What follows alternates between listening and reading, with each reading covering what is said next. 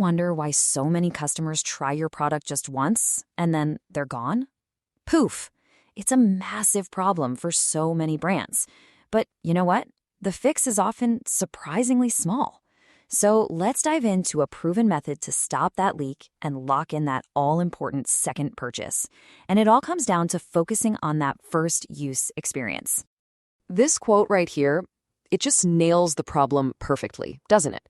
Brands spend a fortune to get someone to buy that first time, only to leak all that value in the first week over these tiny, totally fixable frustrations.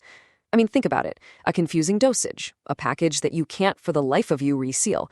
These are the little moments that just kill a customer's confidence, and boom, there goes any chance of a second sale. Okay, so here's how we're going to break this down. First, we'll dig into exactly why you're losing that second buy. Then we'll flip the script and introduce a really simple weekly ritual. From there, we'll cover the 3 inputs you need to look at, the 4 outputs you need to create, and finally the big one, how to prove to everyone that it's actually working. All right, let's start with the problem itself. So a customer gets your product, they're excited, they open it up, and then their confidence just takes a nosedive. And look, it's not because of some huge catastrophic failure. It's all about these little hidden frictions. That tiny moment of hesitation, am I using too much of this? Or that struggle to reseal the bag properly. These are the little seeds of doubt that make them wonder if they made the right choice. And this number right here, it's absolutely crucial. A whopping 83% of US adults, they read the labels first.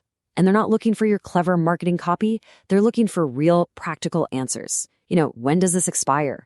What's in it? Am I allergic to this? When those answers are crystal clear, trust goes way up. But when they're not, the chance of them ever buying again just plummets. And that moment of confusion, that's exactly what we're here to fix. So this brings us to the core idea here, what we call first-use friction. We're talking about those small, super frustrating moments that happen right after a customer opens the box. Being confused about the dosage because the label is a mess, or dealing with a leaky package, or not being sure about the safety info. These aren't huge, we need a total relaunch kind of problems. Nope.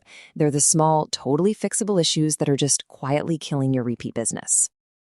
Okay, so we know the problem. How do we fix it? Well, the answer is to completely flip the weekly ritual. See, most teams spend their meetings just reporting on numbers, talking about what happened last week. We're going to change that. We're going to shift that whole mindset from just passively reporting on stuff to actively changing outcomes with a really fast, repeatable weekly process. And this is basically the new flow, the new map. It's a super simple, repeatable loop. Every single week, you review 3 key inputs that you're getting from your customers. Then, based on what you find, you ship 4 specific, tangible outputs. After that, you track the results, and you do it all over again next week. It's all about a cycle of action, not just endless analysis. And you know what the best part is? This isn't some huge time-sucking project.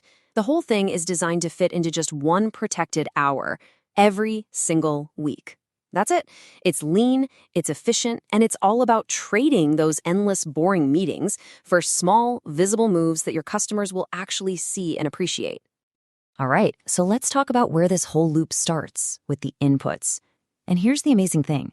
You don't have to guess what's wrong. You really don't. Your customers are already telling you, screaming at you sometimes, exactly what to fix.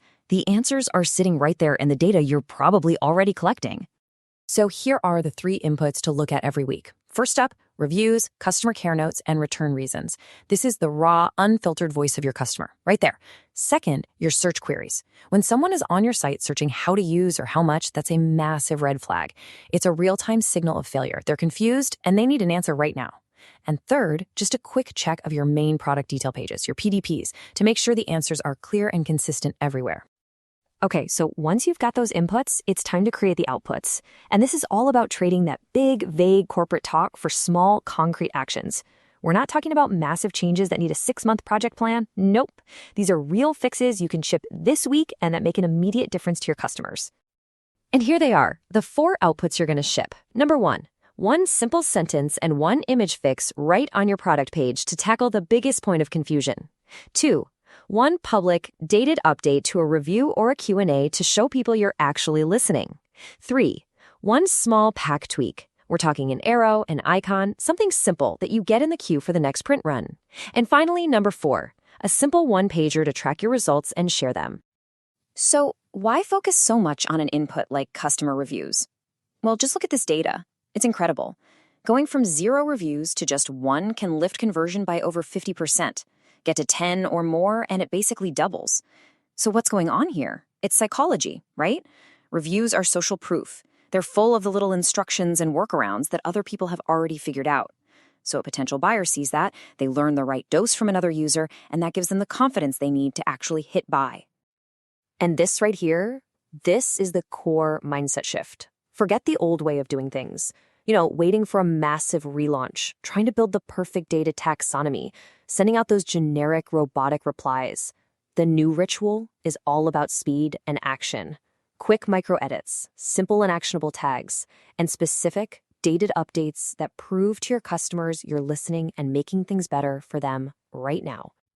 Of course, just doing the work is only half the battle, right? You've got to prove that it's actually paying off. So let's talk about how you show your leadership in a really simple, really compelling way that these small fixes are driving real, measurable business results.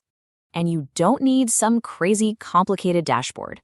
This simple one-pager is literally all you need. You just track 4 key things, before and after.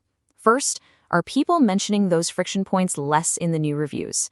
Second, can customers find answers faster on your product page? Third, is conversion going up for the products you fixed?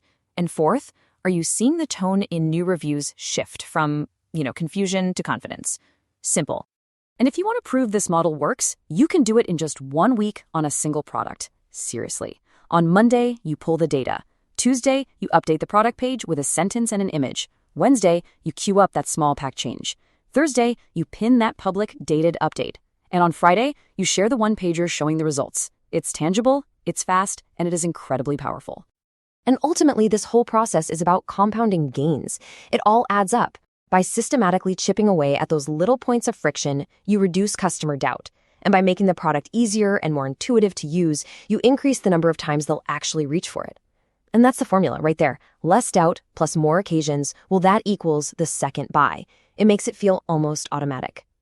So I'm going to leave you with this one question to think about. What's the one small fix, the one simple thing that your customers are already asking for right now in their reviews and their searches? Because whatever that is, that's where you start.